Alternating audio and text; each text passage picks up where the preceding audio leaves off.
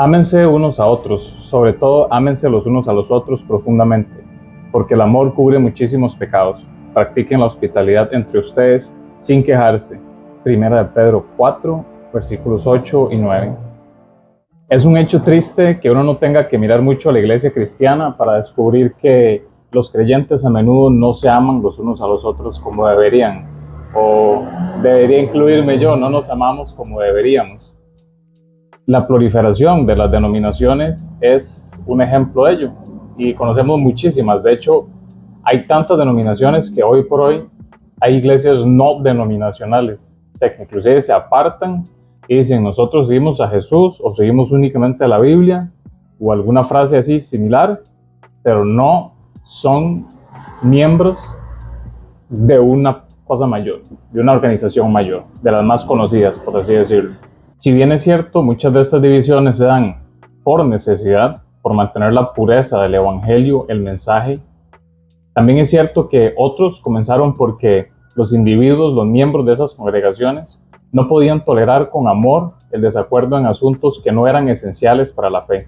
Incluso ahora, lo que deberían ser cuestiones menores se convierten en cuestiones importantes y se lanzan insultos a través de líneas denominacionales contra aquellos que comparten la verdadera fe. Hay ejemplos reales. Yo en algún momento estuve en redes sociales en unos grupos calvinistas. Eran grupos de memes, de hecho, pero memes calvinistas. Y se tiraban durísimo, o sea, sin compasión. Algunos en son de broma, otros visiblemente molestos, hablando de temas doctrinales. Y sabemos que hay doctrinas no negociables, hay aspectos de la fe que son básicos y no podemos cambiarlos, pero hay otras cosas en las que podemos estar de acuerdo en estar en desacuerdo. Quizá lo más preocupante es el hecho de que incluso los creyentes dentro de la misma iglesia tienen problemas para amarse unos a otros. ¿A cuántos de nosotros nos desagradan otros en su propia iglesia simplemente porque tienen ciertas peculiaridades, cositas aquí o allá que no nos encantan, no nos gustan tanto, no estamos muy de acuerdo, o no han progresado tanto en su proceso de santificación como nos gustaría? Como nos muestra el pasaje de hoy, las cosas no deberían ser así. Pedro nos dice que más que cualquier otra cosa, los creyentes deben amarse unos a otros sinceramente. Él nos ha animado a hacer esto antes como un medio para permanecer firmes en la fe. Hoy nos dice que hagamos esto porque el amor cubre multitud de pecados. Debemos notar aquí que Pedro no nos está diciendo que nuestro amor mutuo proporciona expiación por el pecado, jamás. Más bien, reconoce que experimentaremos una serie de problemas de otras personas. El hierro con el hierro se afila, dice la palabra. Estos roces en las interacciones sociales del día a día, reales o imaginarios, esos problemas que vamos a experimentar. Es cierto también que a veces nos indisponemos con solo ver a una persona. No hay un problema real, pero hay una percepción de algo que va a pasar. Entonces, Pedro reconoce que no podemos perdonarlos ni ayudarlos a crecer si no los amamos sinceramente. Estas personas con las que podemos tener algún conflicto, sea real o sea percibido. Y si no podemos amar sinceramente, el pueblo de Dios no va a ser fortalecido para permanecer firme en medio de las pruebas que Pedro tenía en mente cuando escribió esta carta. Dios inicia y garantiza nuestra salvación final. Él es el creador y el consumador de nuestra fe, dice la palabra. Sin embargo, Él nos hace perseverar en ello mediante el uso de causas secundarias. Él utiliza el amor de sus hermanos cristianos, nuestro amor entre hermanos, Él lo va a utilizar para mantenernos firmes en la fe. Por lo tanto, debemos amar con entusiasmo incluso a los no amables en nuestras iglesias. Nosotros perfectamente podemos ser esa persona no amable para alguien, digamos. Hay que tener eso en cuenta.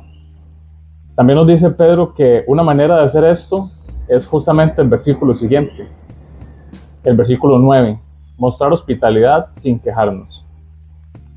Y aquí recuerdo algo muy bonito que alguien me dijo alguna vez, y es que tenés que tener mucho cuidado cuando en tu casa invitas a alguien. Tenés que tener cuidado con quién metes a la casa, porque no sabes en qué circunstancias está esa persona, qué intereses tiene.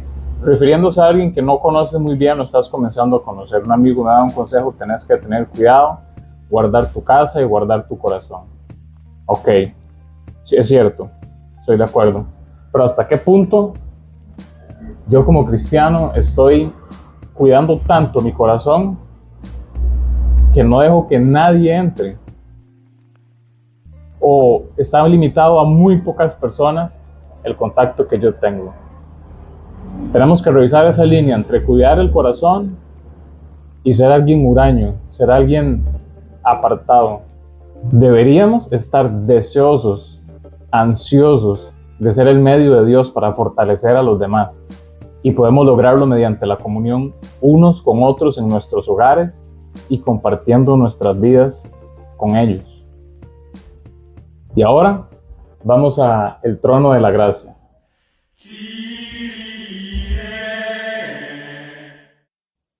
¿Pero qué es el trono de la gracia exactamente? Bueno, en palabras sencillas, está consignado en la Escritura que podemos llegar confiadamente delante de Dios. Tenemos una línea de comunicación directa con Él, por medio de la cual cualquier cosa que nos está pasando, la podemos llegar a hablar, la podemos llegar a tratar, la podemos traer delante de Él con confianza, con completa, absoluta confianza. Por eso vamos a hacernos unas preguntas para reforzar esta reflexión de hoy.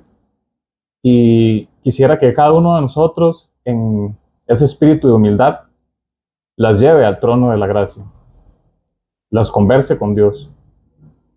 Primera pregunta: ¿estás haciendo lo que puedes para amar sinceramente y pasar por alto una serie de ofensas menores de otras personas? Segunda pregunta: ¿tiendes a guardar rencor? Tercera pregunta: ¿estás expresando tu amor por los demás en tu iglesia a través de la hospitalidad o habitualmente evitas el compañerismo con los demás?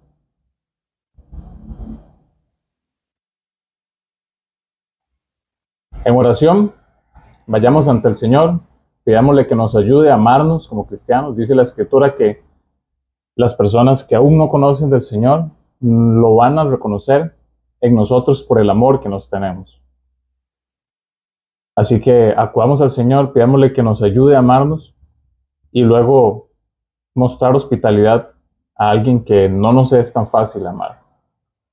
Tal vez invitándolo a comer un café, salir a caminar, una conversación casual, qué sé yo. El Señor nos dirá de qué manera podemos ser sus brazos aquí en la tierra. Para meditar, tengo también un par de versículos. Mientras llega la próxima reflexión, los vayamos masticando, los vayamos rumiando durante esta semana. Son Santiago 5, versículos 19 y 20, y Romanos 12, versículo 13. Ha sido un gusto poder compartir la reflexión de hoy, espero que sea de su agrado. Si considera que le puede servir a alguien a replantearse qué tan cristiano está siendo, qué tanto está amando y qué tan hospitalario es, por favor comparta. Sería un éxito para mí que este mensaje llegue a más personas. Bendiciones, pura vida, chao.